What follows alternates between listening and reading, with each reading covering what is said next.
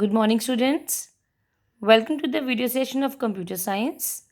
आज के सेशन में हम बूलियन अलजेब्रा के बारे में थोड़ा अगेन बेसिक्स स्टडी करेंगे, जो मैंने आपको लास्ट टाइम जूम सेशन में बताया था।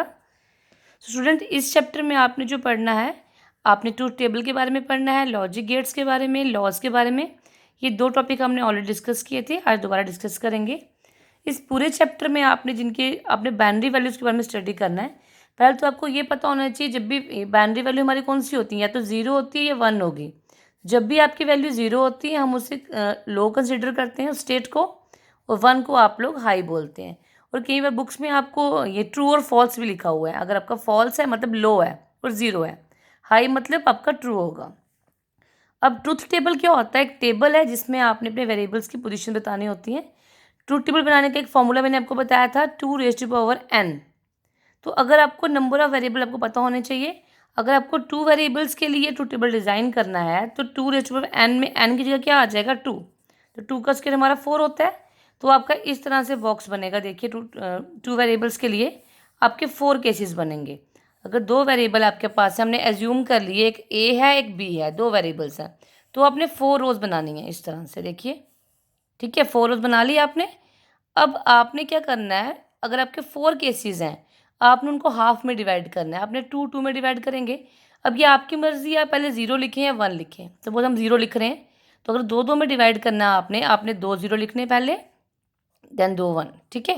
और बी वाले में क्या होगा, इसका आपका हाफ हो जाएगा। अगर आपने यहाँ पे 2 0 2 1 लिखे हैं, तो यहाँ पे 1 0 1 1 1 0 1 1, ठीक है। अब बात करें 3 वेरिएबल्स के लिए, 2 का क्यूब कितना होता है? 8। दैट मीन्स आपके 8 केसेस बनेंगे। अब 3 वेरिएबल्स हैं, एक ए है एक बी है एक सी है, हमने एज्यूम किया है। आप पी क्यू और भी कर सकते हैं। आपके 8 केसेस हैं, तो 8 का हाफ कितना होता है? 4। तो आपने किस तरह केसेस बनेंगे आपके? 4 0 4 1। अब इसका हाफ हो जाएगा बी में, तो आपके आ जाएंगे 2 0 2 1 2 0 2 1। इसका हाफ सी में, तो 1 0 1 1 1 0 1 1 1 0 1 1 1 0 1 1। तो आपने टेबल को जो है रो भी बना कर दिखानी है, इसलिए आपकी वैल्यू ताकि सिमेट्री में आ जाए। अब इस तरह की नोटबुक यूज़ करेंगे जिसमें ऑलरेडी रोज़ होंगी, या आपको रोज़ खुद बनानी पड़ेंगी। आप फ्री हैंड से कर सकते हैं, कुछ स्केल की ज़रूरत नहीं है यहाँ पे। एग्ज़ाम में भी फ्री हैंड से आप बना सकते हैं। अब क्लियर होना चाहिए बनना किस तरह से है।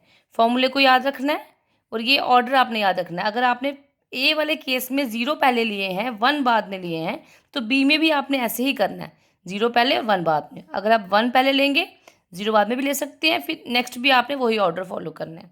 तो ये हो गया हमारा 2 वेरिएबल्स का, 3 वेरिएबल्स का। अब देखिए, एक और आपका 4 वेरिएबल का ट्रूथ टेबल किस तरह से बनेगा। सिर्फ 4 वेरिएबल्स तक ही हमने करना है, आगे नहीं जाना है। अगर 4 वेरिएबल की बात करेंगे, तो 2 की पावर 4 कितना हो जाएगा? 16 केसेस बनेंगे आपके यहाँ पे। तो A B C and D, हमने इतनी वैल्यू ले ली। 16 का हाफ कितना होता है? 8। तो आपके यहाँ पे 8 0 आएंगे। देखिए, 3 4 5 6 7 एंड 8, और 8 1 1 2 3 4 5 6 7 8। तो 8 का हाफ कितना हो जाएगा? 4। यहाँ पे आ जाएंगे आपके 4 0 4 1 4 0 4 1। तो इसका हाफ हो जाएगा आगे यहाँ पे 2 0 2 1 2 0 2 1, फिर 2 0 2 टाइम्स 1, अगेन 2 0 2 टाइम्स 1, और इसका हाफ यहाँ पे 0 1 0 1 0 1 0 1 0 1 0 1 0 1 0 1। तो सिमेट्री का फिर अगेन आपने ध्यान रखना है, फ्री हैंड से बना लीजिए। फिलहाल तो टेबल आपको डिज़ाइन करना आना चाहिए। हो सकता है आपको एक्सप्रेशन दिया वो पेपर में आएगा, वो बोला जाएगा टेबल डिज़ाइन करो इसका, ठीक है। इस तरह से आएंगी वैल्यूज़, देख लीजिए आप। तो ये हमारा बन गया है 4 वेरिएबल्स का ट्रूथ टेबल। अब मैं आपको थोड़ा एग्जाम्पल लेके बताऊंगी कि किस तरह से आपने डिज़ाइन करना है। देखो, देखिए, इसके अलावा हमने गेट्स भी पढ़े थे। अब गेट्स भी आपको आने चाहिए, इसी के बाद आप पूरी तरह से एक्सप्रेशन को सॉल्व कर पाएंगे। तो पहला जो गेट हमने किया था वो हमारा नॉट गेट था। नॉट गेट को हम लोग क्या बोलते हैं? इन्वर्टर भी बोलते हैं। इन्वर्टर जो क्या कर दे? कॉम्प्लीमेंट कर दे या अपोजिट कर दे। सिंबल इसका इस तरह से आएगा। सपोज ये हमारा एक इनपुट आ रहा है, ये एक सिंबल है, एक ट्राइंगल बनाना है, एक सादे सर्कल बनाना है, तो ये आपका आउटपुट। जो लेफ्ट साइड पे होता है वो हमारा इनपुट होता है। सपोज ये एक्स था, तो राइट साइड पे आएगा सिंबल इन्वर्टर लगने के बाद जो आएगा वो हमारा आउटपुट होगा। तो वो क्या हो जाएगा, कॉम्प्लीमेंट। कॉम्प्लीमेंट में या तो एक्स के ऊपर बार लगा लो या इस तरह से छोटा सा डैश कर लो, नहीं तो आप थोड़ा स्मॉल सी भी कर सकते हैं। तीनों वे लिखने के कॉम्प्लीमेंट को। अब जो नॉट गेट है वो हमारा सिंगल इनपुट पे ही लगता है। एक सिंगल वायर आ रही है, उसको आपने इन्वर्ट कर दिया, उसको आपने कॉम्प्लीमेंट कर दिया। जो ट्रुथ टेबल इसका बनेगा वो वन वेरिएबल का है। तो वन वेरिएबल के लिए क्या फॉर्मूला हो जाएगा, टू केसेस ही बनेंगे, एक एक्स के लिए एक एक्स कॉम्प्लीमेंट के लिए। देखिए तो दो ही रोज आपकी आनी चाहिए यहाँ पे, या तो एक्स की वैल्यू 0 होगी या 1 होगी। अगर एक्स की वैल्यू 0 आ रही है तो कॉम्प्लीमेंट क्या हो जाएगा, 1। अगर वैल्यू 1 आ रही है कॉम्प्लीमेंट हो जाएगा 0। तो एक हमने ये गेट किया था नॉट। देन हमने किया था हमारा और गेट। सपोज हम पहले और एक्सप्लेन कर लेते हैं। और गेट का सिंबल क्या है, इस तरह से है। एक तो हमने ये किया, इनपुट जितने मर्जी हो सकते हैं, इसमें कोई रिस्ट्रिक्शन नहीं है। ये आउटपुट इस साइड पे है। दूसरा हमने कहा था और में आपका प्लस ऑपरेटर यूज़ होगा। ठीक है, किस तरह से होगा, सपोज एक ए वेरिएबल आ रहा है, एक बी आ रहा है, इन दोनों को आपने और बनाना है तो इस तरह से बनेगा।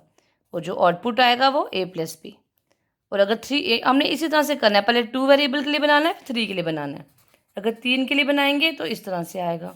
वायर को आप थोड़ा बेंट भी कर सकते हैं। गेट हमने वही यूज़ करना है जो हमने बताया आपको। अगर और है तो आपने इसी तरह गेट यूज़ करना है। ये देखिए बीच में आप और लिख भी सकते हैं या इनपुट भी लिख सकते हैं, ये एक्स्ट्रा है। और लास्ट में अब आपने क्या करना है, टेबल भी याद रखना है इसका। जब बनाना है हमने और का टेबल, देखिए किस तरह से बनेगा। ए प्लस बी हमारा और गेट है। टेबल भी हमने 2 वेरिएबल का अलग से बनाना है और 3 का अलग बनाना है। सबसे पहले देखिए 2 वेरिएबल का अगर हमने ट्रूथ टेबल बनाना है, किसके लिए, और गेट के लिए। एक है, एक बी है, एक ए प्लस बी है। ए प्लस बी रिप्रेजेंट कर रहा है कि हमारा और गेट है।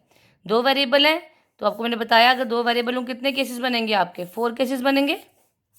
देखिए इस तरह से, ये देखो 2 0 2 1, इसका हाफ हो जाएगा 1 0 1 1 1 0 1 1।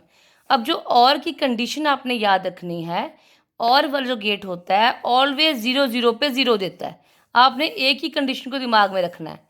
और ऑलवेज क्या करेगा, 0 0 पे 0 देगा, बाकी सब केसेस में 1 देगा। ठीक है, हमने अब बाकी केसेस को मत देखो, 0 1 पे 1 दे रहा है, 1 0 पे, ये मत ध्यान दो। सिर्फ इतना याद रखो, और वाले गेट में 0 0 पे ऑलवेज 0 होता है। ठीक है, और एक लास्ट गेट हमने किया था एंड गेट। एंड को रिप्रेजेंट करना है आपने डी से, इसमें यूज होगा आपका डॉट ऑपरेटर। इस तरह से अगर ए और बी का एंड डिजाइन करना है आपने, इस तरह से आएगा, डी का symbol A dot B. 3 variable अगर है तो ए बी सी का डी लगा दिया है, यहाँ आ गया हमारा A dot B dot C. ठीक है, अब ट्रूथ टेबल की बात करें सेम इसी के लिए, ए बी और ए डॉट बी।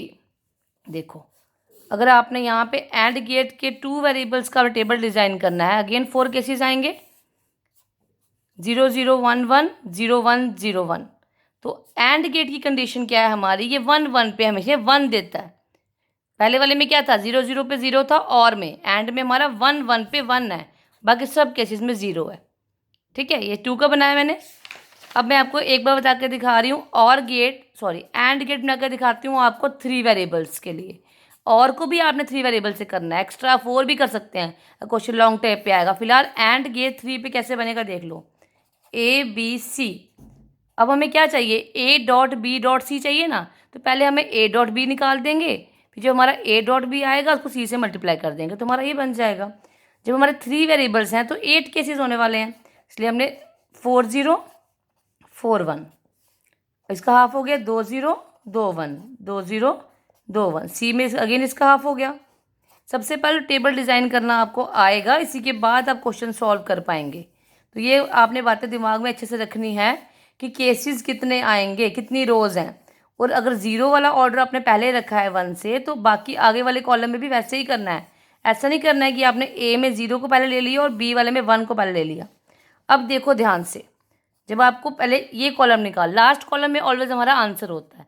हमने ए और बी का डॉट है, डॉट मतलब एंड, ये दिमाग में स्टोर कर लो कि डॉट आपका जो है वो एंड है और प्लस आपका और है। अगर ए डॉट बी निकालना है आपने तो ए और बी का डॉट देखो, डॉट का मतलब क्या है, एंड, और एंड की कंडीशन क्या है आपकी, 1 1 पे 1। अब ए और बी में देखो 1 1 दोनों साथ में कहाँ आ रहे हैं, देखो एक इस केस में एक इस केस में, है ना। इसमें पहले 1 लिख दो और बाकियों पे दिमाग वेस्ट किए बिना ही 0 लिख दो, इस तरह से। अब हमारे पास ए डॉट भी निकल चुका है, निकल गया ना हमारे पास। अब आपने खाली इसको देखना है और सी को देखना है। इन दोनों को देखो, डॉट कंडीशन सेम है, डॉट है। डॉट कंडीशन क्या थी हमारी, 1 1 पे 1। देखो 1 1 पे 1 कहाँ आ रहा है, सिर्फ एक लास्ट केस में ही आपको 1 पे 1 दिख रहा है, बाकी सब में 0। ठीक है, तो ये हमारा आंसर हो गया, ये जो निकला ये हमारा आंसर हो जाएगा इस तरह से। ठीक है, तो आज किसी भी इतना ही, बाकी नेक्स्ट सेशन में डिस्कस करेंगे। जूम क्लास मिस नहीं करनी किसी ने भी। So thanks for watching, stay home, stay safe.